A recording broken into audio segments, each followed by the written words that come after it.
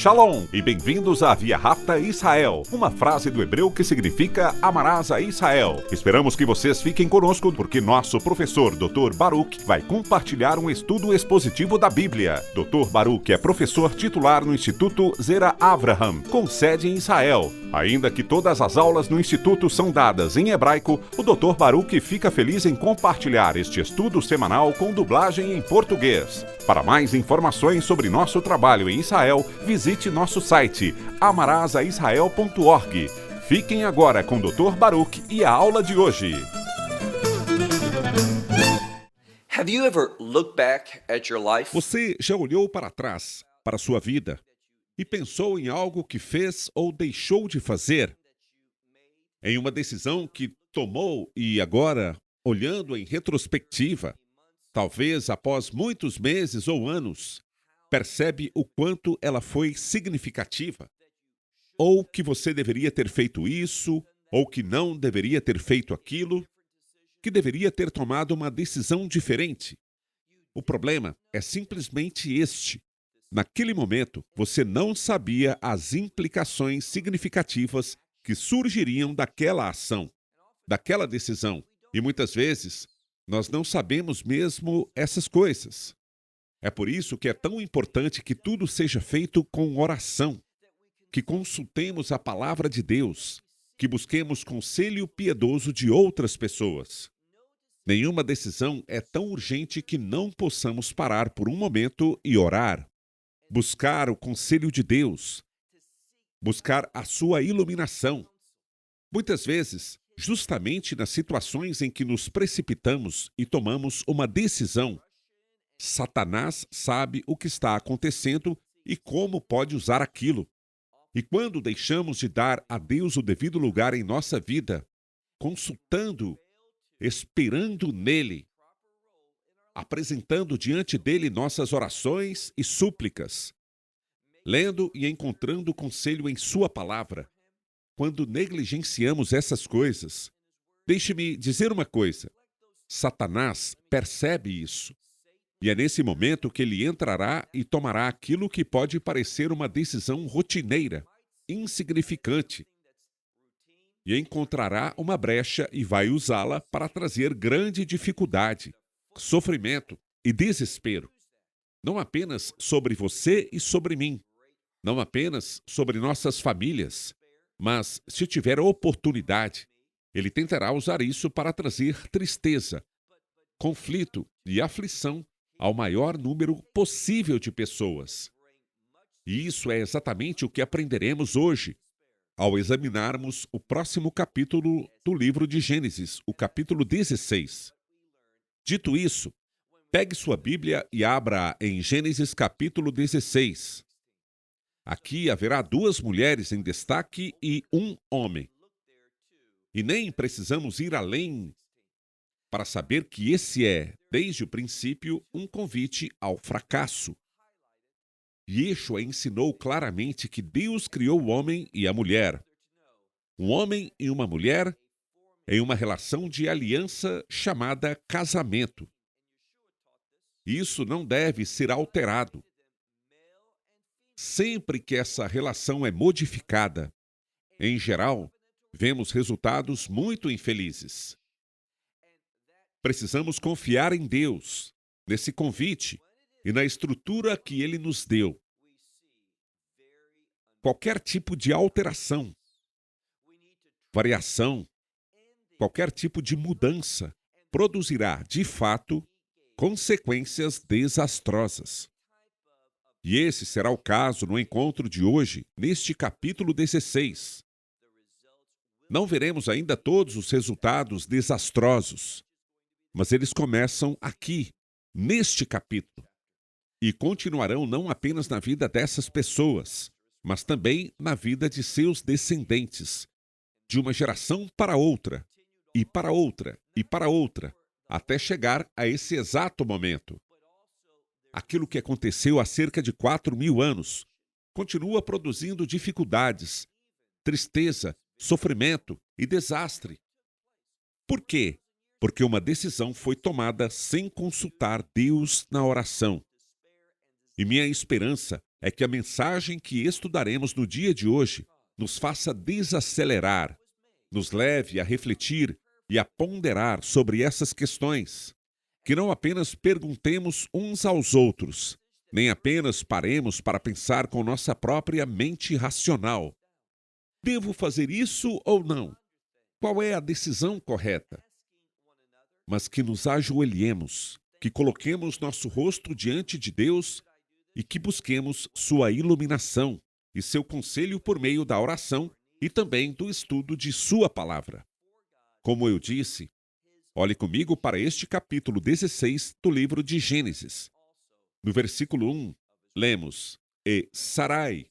Estamos falando de Sara, mas seu nome não havia ainda sido mudado.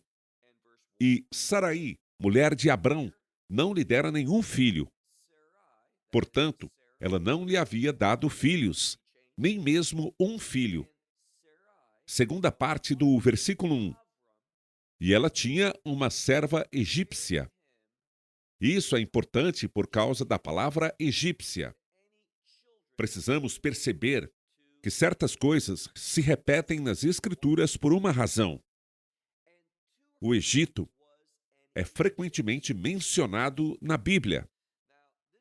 E, sem exceção, embora o Egito fosse um lugar muito próspero, muito fértil, um lugar que possuía grandes recursos e abundante produção material, terrena, e poderíamos até dizer natural, isso não significa que Deus tivesse de utilizá-lo. Na verdade, o que constatamos é Deus tirando o povo do Egito e levando-o para um lugar árido. Por quê? Porque em meio à prosperidade, muitas vezes tendemos a nos esquecer de Deus. Tendemos a não consultá-lo. Tendemos a não orar a Ele como deveríamos. Passamos a confiar na provisão material, em vez de confiar em sua voz e em sua provisão espiritual para nós. E é exatamente isso que vai acontecer hoje. Observe novamente. Somos informados, antes de tudo, que essa mulher, Sarai, não havia dado à luz nenhum filho. E a ênfase está em a ele. O que podemos perceber é que Sarai está se sentindo insegura. Ela sente que não deu a seu marido aquilo que deveria ter lhe dado. E ela também, não se esqueça, conhece aquela promessa da aliança, promessa de uma descendência. E o texto utiliza a palavra semente, significando em um sentido literal e físico que Abrão teria um filho. Não apenas um filho, mas filhos. Por causa disso, talvez Sarai esteja sentindo a pressão do tempo. Ela encara sua esterilidade de forma pessoal. E então, o que ela faz? Observe novamente a segunda metade do versículo 1. Nós lemos: e ela tinha uma serva egípcia chamada Agar. Estamos nos referindo a Sarai, que mais tarde se tornará Sara. Agar, a serva egípcia, e obviamente ao marido de Sarai, Abrão, que se tornará Abraão. Esse triângulo entre três pessoas, um homem e duas mulheres, obviamente não terminará bem. Ele não representa a perfeição de Deus, nem seus planos, nem sua vontade ou a estrutura que ele estabeleceu para um homem e uma mulher. Mais uma vez, ela tinha uma serva egípcia chamada Agar. Versículo 2. E Sarai disse a Abrão: eis que... Novamente, essa expressão significa que algo importante está sendo dito.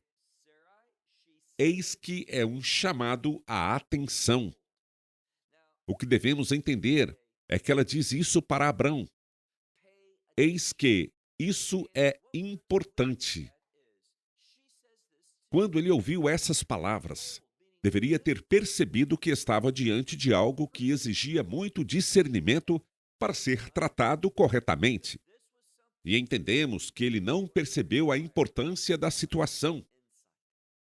Por que digo isso? Porque ele não orou sobre o assunto, não buscou conselho, não esperou, não respondeu imediatamente.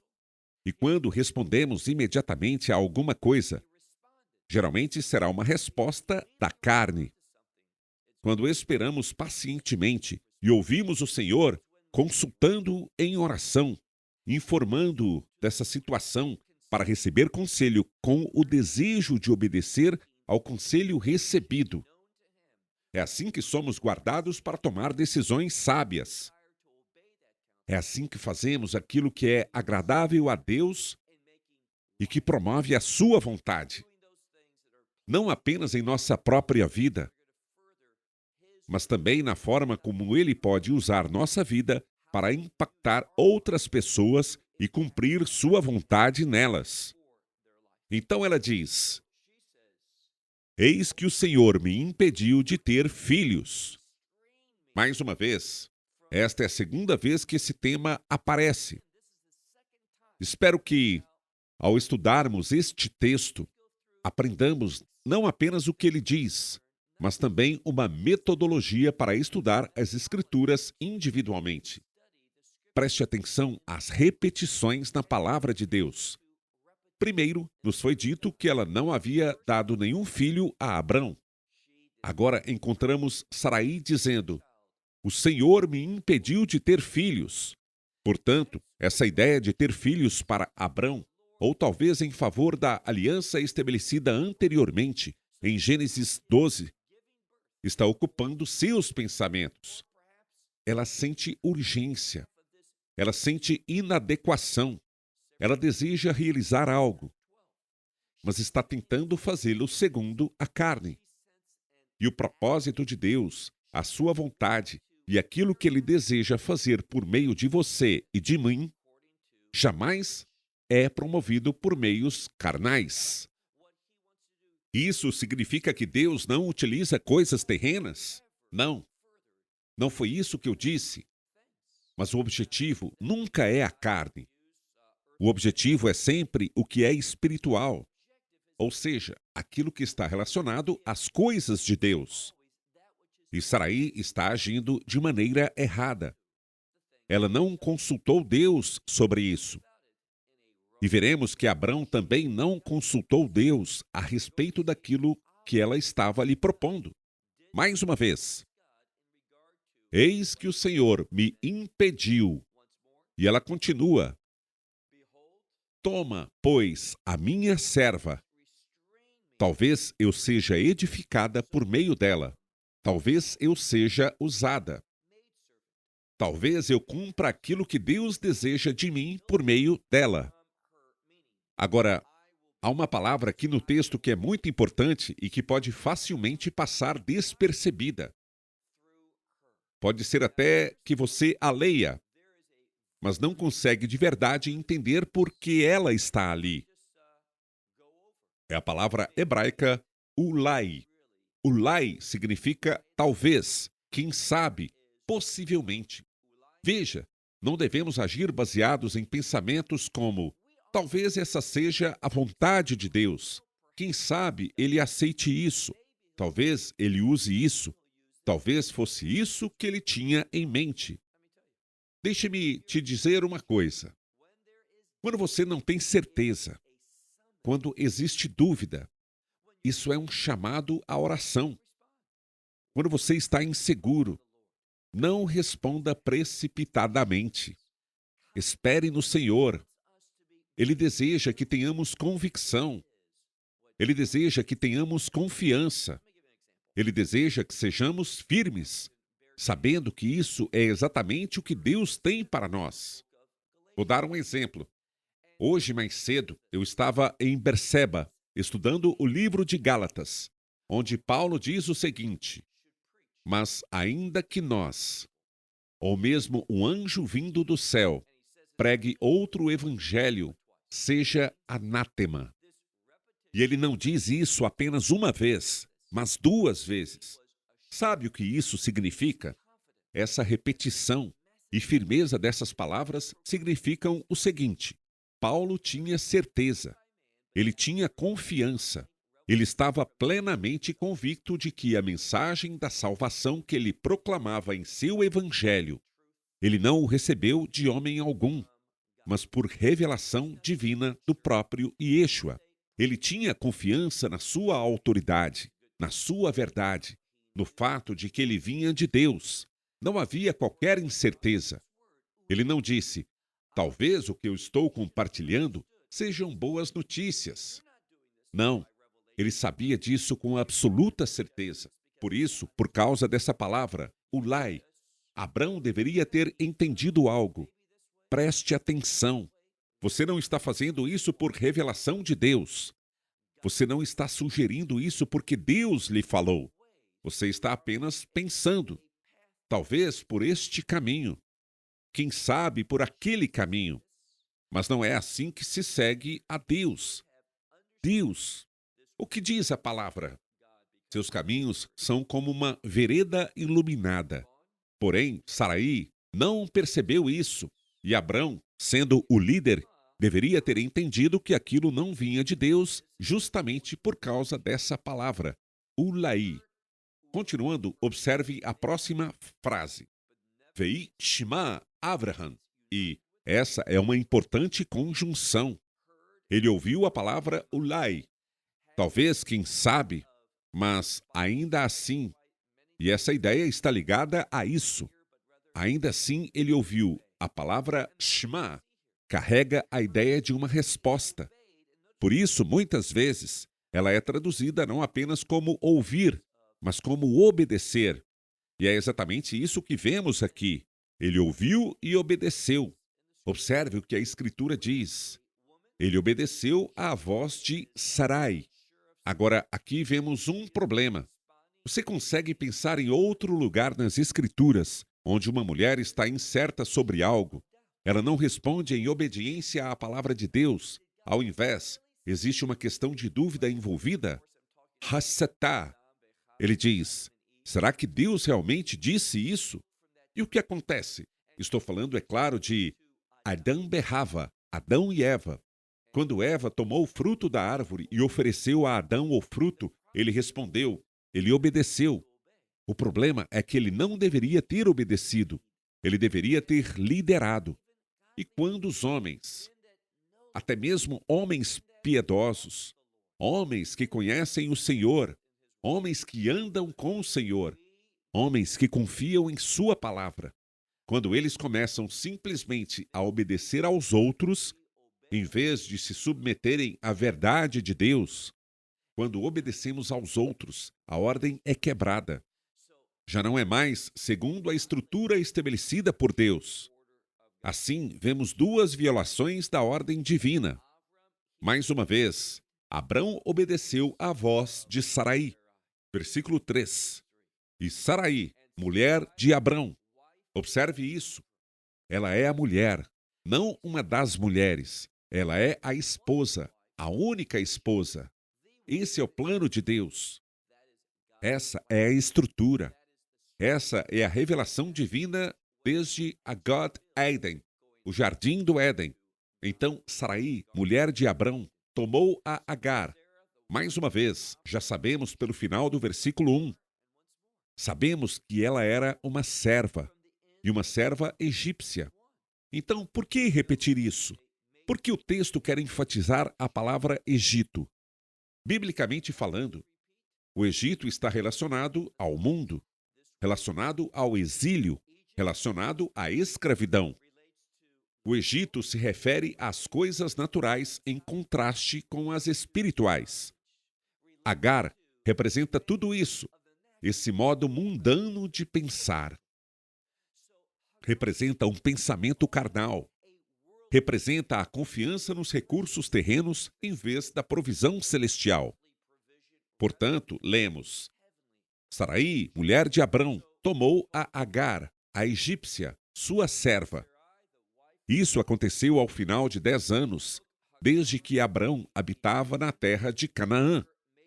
Então, ela a entregou a Abrão, seu marido, para ele, para que fosse sua mulher. E isso é importante. Muitas pessoas pensam que Sarai estava dizendo: tenha uma única relação com ela para ter um herdeiro e assim cumprir os propósitos de Deus, já que eu não consigo. Eu fui impedida de ter filhos. Então fique com ela. Uma vez, só uma única relação. Mas não é isso que a Escritura está dizendo. O texto afirma claramente que Sarai entregou sua serva egípcia ao marido para que ela, ou seja, Agar, se tornasse sua mulher. A ênfase está justamente nisso. Uma esposa. E isso é extremamente problemático. É uma violação da metodologia de Deus, de sua estrutura e daquilo que Ele estabeleceu. E quando violamos a ordem de Deus, a estrutura, podemos ter certeza de que coisas ruins, coisas desastrosas acontecerão. Sabemos que nos Estados Unidos e em outros lugares do mundo, a sociedade já não abraça apenas a união entre um homem e uma mulher. Hoje é considerado aceitável e legal, segundo o pensamento humano, certamente não segundo as Escrituras, que haja união entre mulher e mulher, entre homem e homem. E infelizmente temo que seja apenas uma questão de tempo até que outros tipos de perversão também sejam aceitos pela sociedade. Tudo isso aponta para uma realidade: o declínio moral de uma nação. E o declínio moral, inevitavelmente, produz declínio econômico e declínio político, conduzindo uma nação à destruição.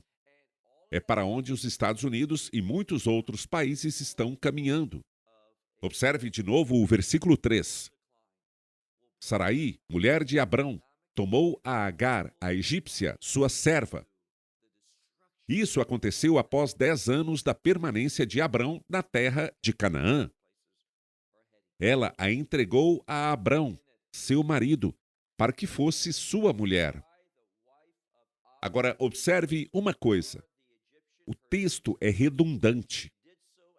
Muitas traduções não apresentam isso dessa forma. Mas o texto, literalmente, ele a deu por mulher a Abrão, seu marido. Ela fez isso. Por quê? Para ele. E essa expressão, embora utilize simplesmente a palavra hebraica loli, lo, que significa a ele ou para ele. Veja o que a passagem está querendo dizer. Eu acredito que a própria estrutura da frase nos permite concluir algo. Penso que, no fundo, Sarai não queria fazer isso. Ela sugeriu essa solução porque se sentia inadequada, porque sentia que estava impedindo os propósitos de Deus. E aqui faço uma interpretação pessoal. Portanto, deixo essa ressalva. Mas acredito sinceramente que Sarai desejava que Abrão respondesse: não, não faremos isso. Confiamos em Deus. Esse não é o caminho de Deus. Ele não nos disse para agirmos dessa maneira. Essa não é a sua metodologia nem sua estrutura para cumprir seus propósitos. Não. Nós vamos apenas esperar no Senhor. Talvez ela quisesse ouvir dele: eu não quero outra esposa. É você quem me completa. É com você que tenho um relacionamento de aliança. E nós não encontramos nas Escrituras uma relação de aliança que viole esse princípio.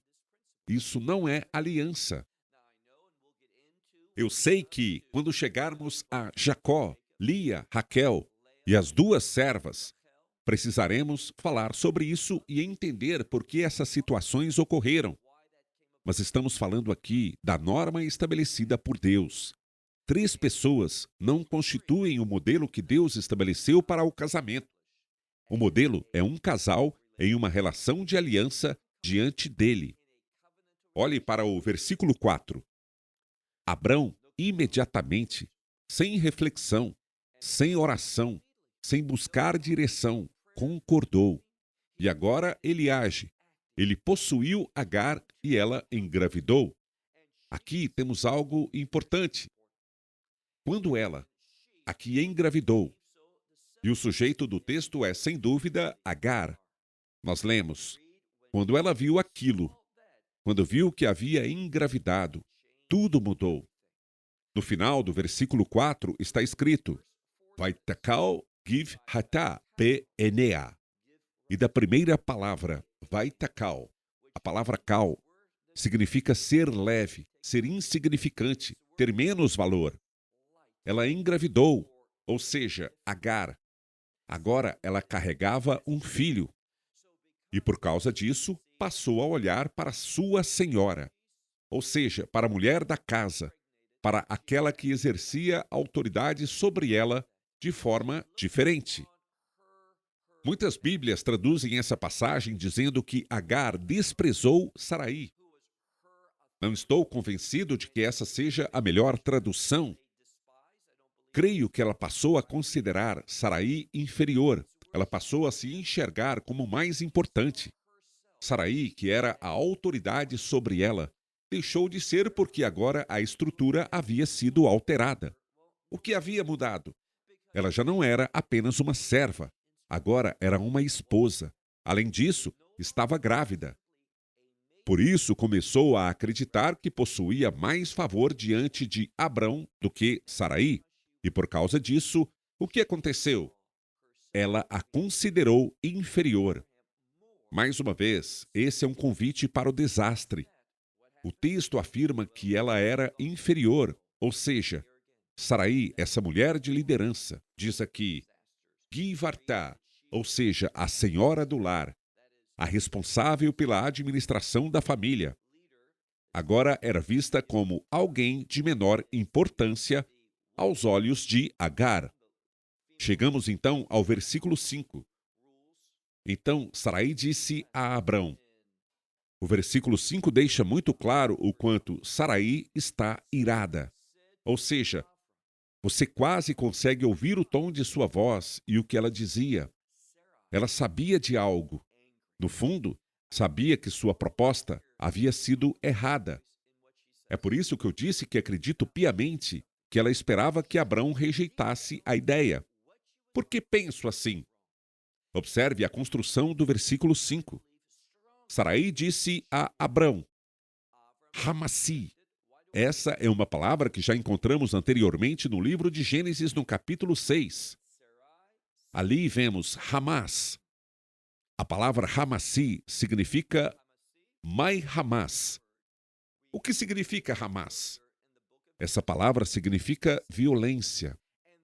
Mas de forma mais ampla, trata-se de uma ação realizada segundo a carne e que constitui uma afronta a Deus.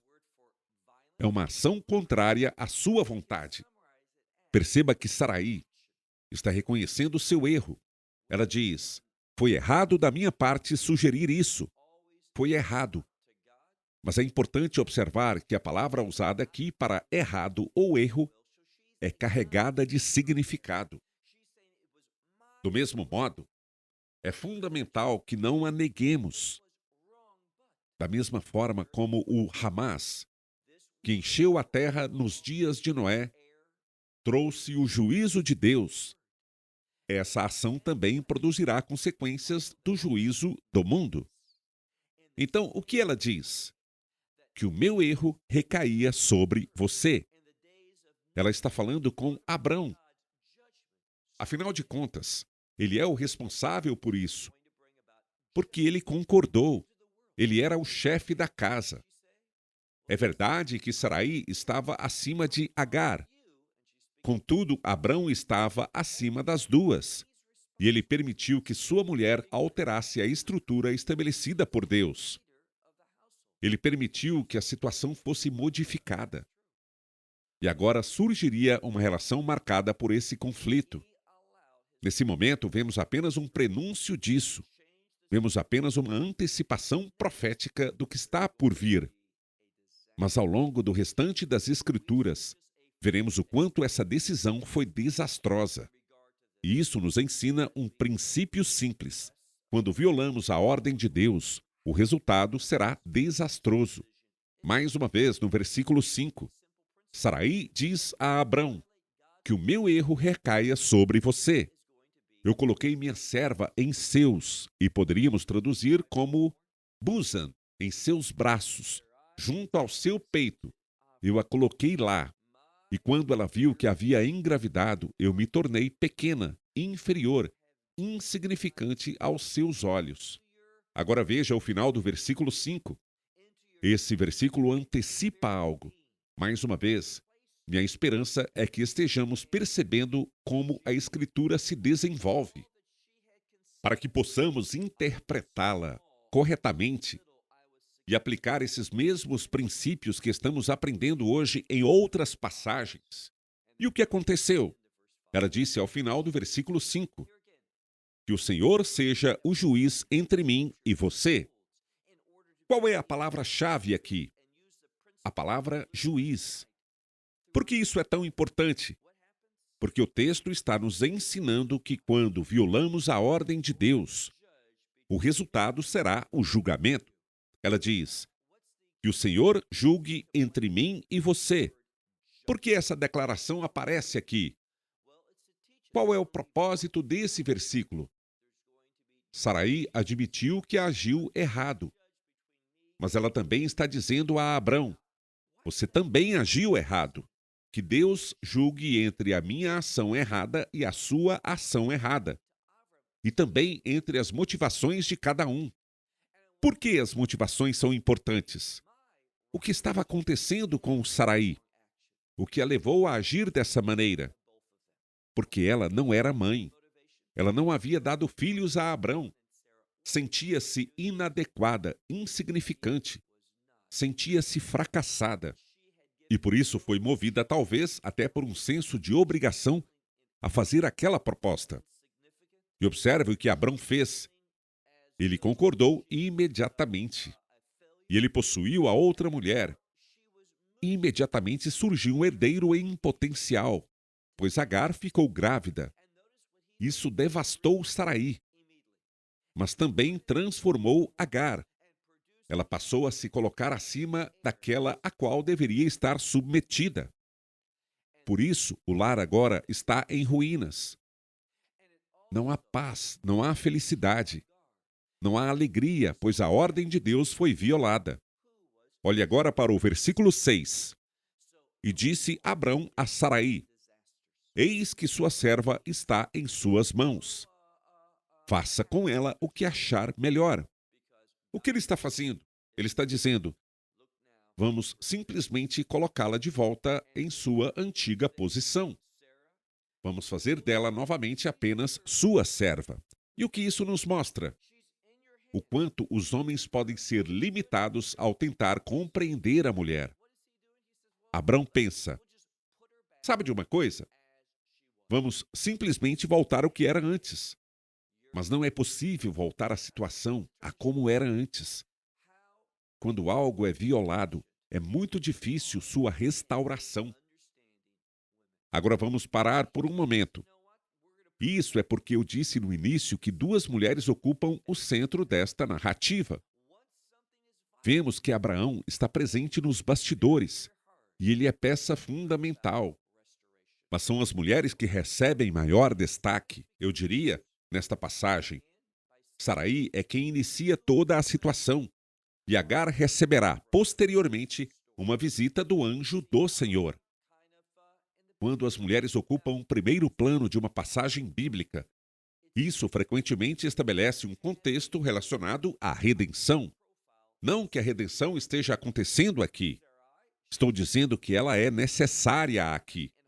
A única solução para situações em que nos colocamos por causa de decisões erradas, por causa da falta de oração, a única solução é a redenção.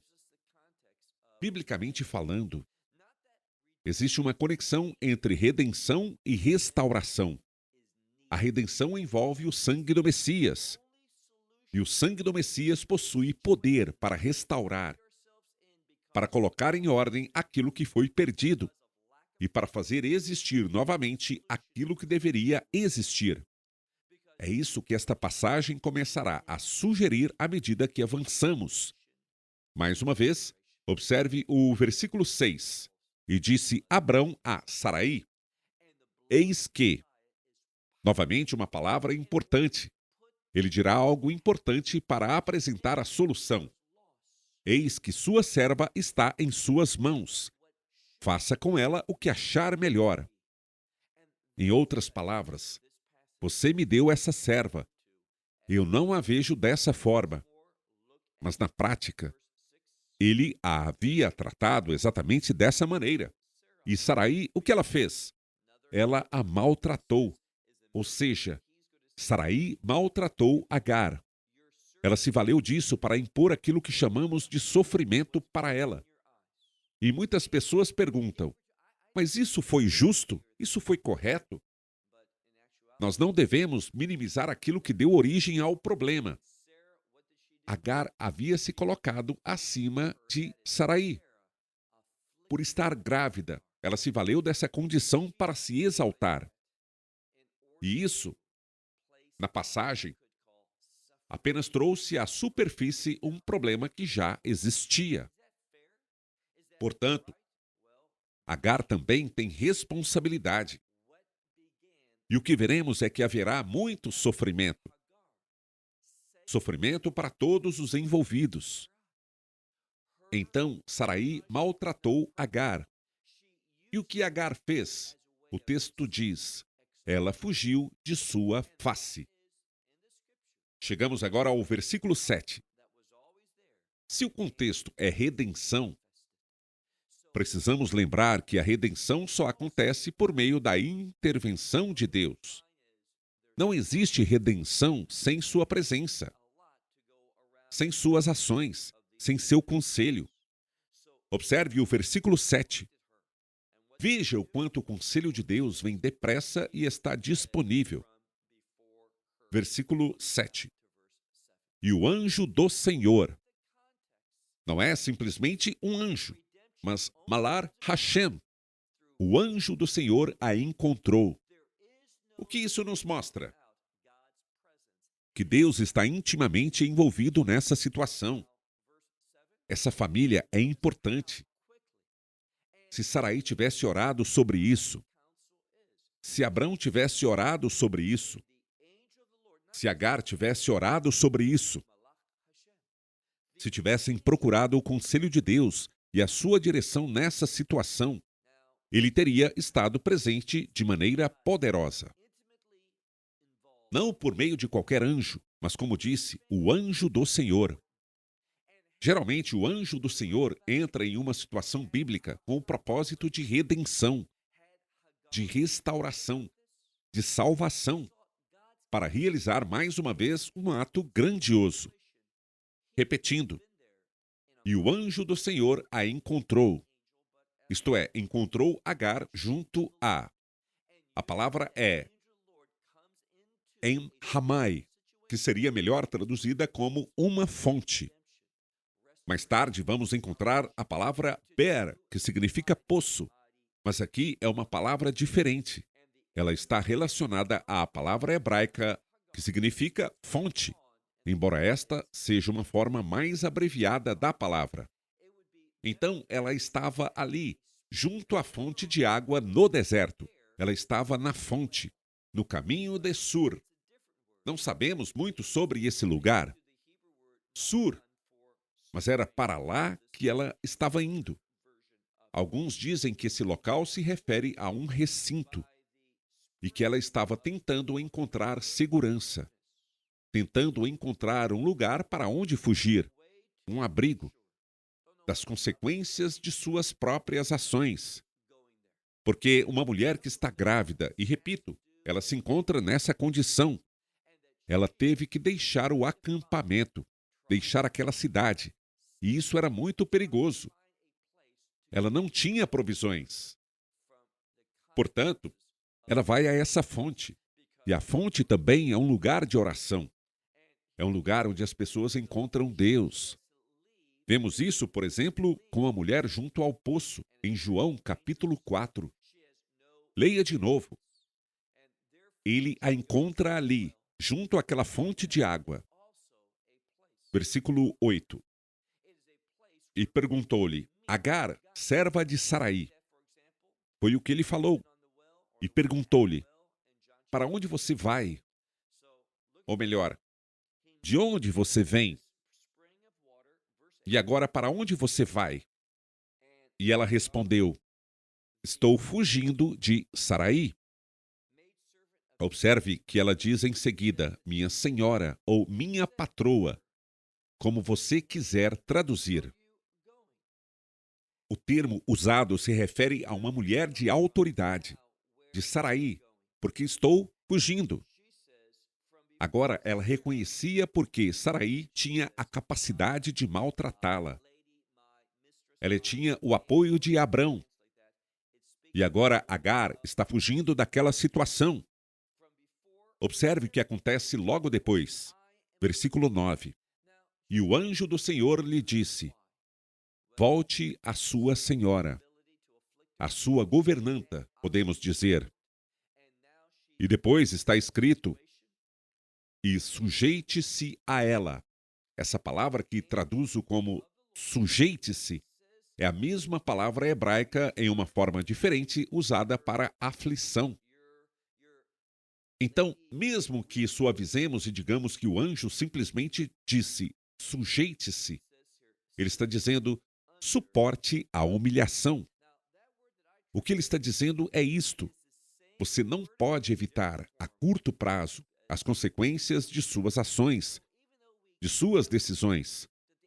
Quando você age com orgulho, quando você olha para Saraí com desprezo, isso terá consequências. E você precisa se sujeitar a isso. Mas quem está falando? O anjo do Senhor. Muitas vezes, estamos em uma situação de que não gostamos e queremos mudar nossa situação. E nós oramos. Mas aqui está o problema. Só estamos dispostos a ouvir algo que seja uma solução rápida, uma solução imediata. Algo que nos tire dali e nos coloque em uma situação que esperamos que seja diferente e melhor. Não. Muitas vezes, Deus quer que nos sujeitemos às consequências de nossas más decisões, que sejamos vitoriosos. Restauração não é evitar. Restauração é superar. E este é um dos princípios importantes desta passagem. Agora, observe o versículo 10. E o anjo do Senhor. Veja como essa expressão aparece repetidamente. O anjo do Senhor lhe disse, multiplicarei muito a sua descendência. A palavra multiplicarei ou muito é repetida 2 vezes. Multiplicarei tanto os seus descendentes. E diz aqui, que ninguém os poderá contar porque serão numerosos demais. Portanto, ela recebe uma bênção. Se ela se sujeitar a essa situação, isso significará que dela surgirá uma grande nação. Literalmente, nações virão dela. Versículo 11.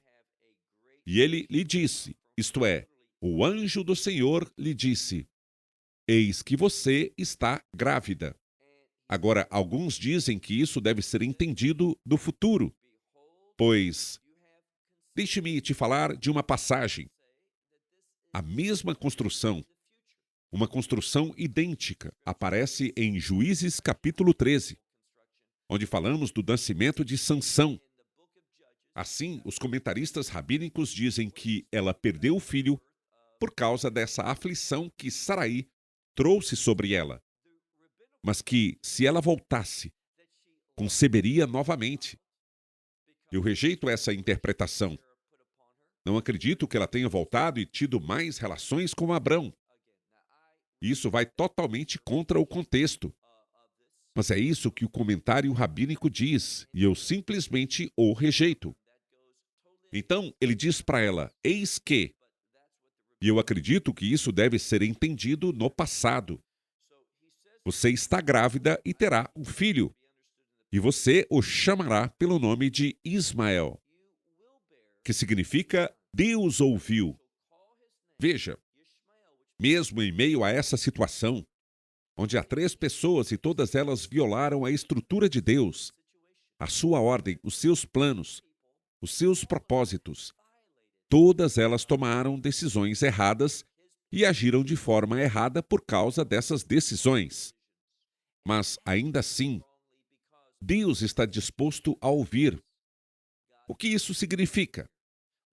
Significa que Deus está disposto a responder àquela situação, mesmo sendo ela uma violação. Deus tem prazer em colocar as coisas novamente em ordem. Mas, muitas vezes, isso leva muito tempo.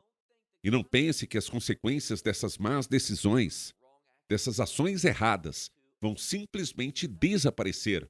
Não vão. Deus nos ajudará a superá-las. Mas há algo a ser superado.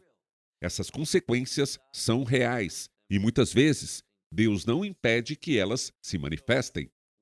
Mais uma vez, Deus diz: você o chamará pelo nome de Ismael, porque o Senhor a ouviu, diz aqui, em sua aflição, em seu sofrimento. Se você voltar lá e suportar isso, se você se sujeitar a essa aflição, Deus responderá de maneira poderosa. Você terá um filho. Mas observe algo mais. Versículo 12. Antes de ler o versículo 12, deixe-me compartilhar algo com você. Esta escritura foi escrita e estruturada para ensinar princípios bíblicos. Quando perdemos de vista e negligenciamos essa verdade, muitas vezes acabamos desenvolvendo uma forma incorreta de pensar, algo que não é a vontade de Deus. Como a escritura está se desenvolvendo. Observe o versículo 12. Ele está falando sobre Ismael, essa criança que nascerá. Ele será um homem selvagem. Essa expressão, parê, homem selvagem, refere-se a alguém que faz aquilo que parece melhor aos seus próprios olhos. Ele faz o que ele quer fazer. E essa é a herança que, naquele momento, existe naquela família. Agar fez isso. Abrão fez isso. E Saraí, bem, ela fez aquilo que sentiu que precisava fazer. E porque dentro dessa casa existe essa reação impulsiva, o filho que nascerá será assim. E a sua mão será contra todos, ou seja, contra cada homem. E a mão de todos, ou seja, de cada um, será contra ele. O que isso significa? É uma referência ao conflito. Haverá um filho. Ele será poderoso, mas haverá grande conflito como resultado desse filho. Por quê? Porque ele foi concebido em um ambiente de conflito, em um ambiente de desobediência. Observe o final do versículo 12. Podemos dizer: diante da face de todos os seus irmãos, ele habitará. Isso significa que ele e seus irmãos, a maioria dos pesquisadores compreende que eles habitarão. Com quem? Bem, parte de seus irmãos estará em Israel. Portanto, ele estará contra todos os que estiverem diante dele. Isso prenuncia o conflito entre o judeu e o árabe. Esse conflito que custou tantas vidas, que tem sido tão destrutivo para a humanidade. Esse conflito que, até hoje, continua vivo, presente e forte. Infelizmente. E tudo isso surgiu dessa decisão, a decisão de Saraí. Darei minha serva como mulher ao meu marido. E Abrão, agindo segundo a carne, sem consultar Deus, sem oração alguma, concordou com isso. E Agar, por estar grávida, usou essa situação para exaltar a si mesma, em vez de exaltar a Deus. Ela não disse: quem sou eu para gerar um filho para o meu Senhor? Não, ela não disse isso. Ao contrário, ela foi orgulhosa. Portanto, tudo isso é uma receita para o desastre. Versículo 13. E ela invocou o nome do Senhor, aquele que lhe falava, e disse: você é o Deus que me vê. pois ela também disse: acaso vi aqui aquele que me vê? Então ela está respondendo, dizendo: Deus, em meio à minha desobediência, em meio ao que eu fiz, você está cuidando de mim. Veja, Deus deseja um relacionamento com todas as pessoas. E você pode dizer: mas ela está em meio à desobediência. Sim, está. Mas Deus quer nos tirar da desobediência. E com tempo suficiente, se nos sujeitarmos, se suportarmos essa aflição, essas consequências, no final, e quero enfatizar, no final, haverá restauração completa. Por isso ela deu nome àquele lugar. Literalmente o texto diz, ela chamou o poço. E aqui aparece a palavra Ber. Chamou de Be'er Lehai Roi, o que significa o poço que. Pode ser o que lidera, ou seja, poço do Deus que me vê, ou que apareceu para mim.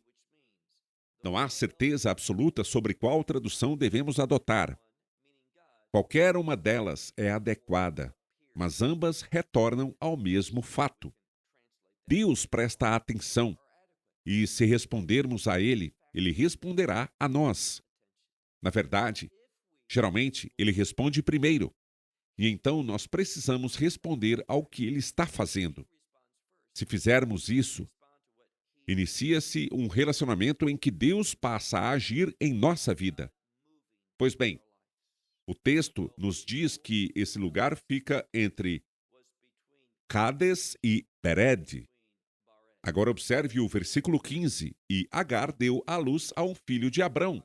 E Abrão chamou o nome do filho que lhe nasceu por meio de Agar. Ele lhe deu o nome de Ismael.